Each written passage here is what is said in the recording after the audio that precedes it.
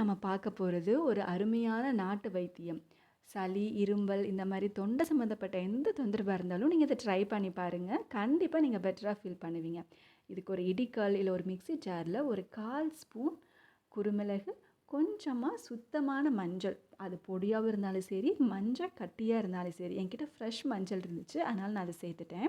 இந்த அளவுக்கு இடிச்சு எடுத்து வச்சுக்கலாம். இப்போ ஒரு பாத்திரத்துல 1 டம்ளர் பால் சேர்த்துட்டு, பால் சூடானதுக்கு அப்புறமேட்டுக்கு இடிச்சு வச்ச மஞ்சள், மிளகு பொடிய நம்ம சேர்த்து நல்லா கலந்து விடுங்க.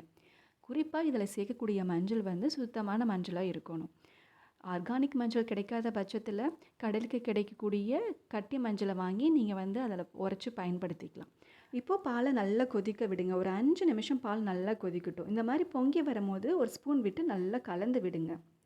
குழந்தைங்களுக்கு கூட இந்த பால் குடுக்கலாம். 1 வயசு, 2 வயசு சின்ன குழந்தைங்களுக்கு குடுக்கும்போது, இதில மிளகு சேர்க்காம வெறும் மஞ்சள் மட்டும் நீங்க சேர்த்துட்டு, நைட்டு தூங்க போம்போது நீங்க குடுத்தீங்கன்னா, காலையில எழுந்திரிக்கும்போது அவங்களுக்கு கொஞ்சம் நல்ல ரிலீஃபா இருக்கும்.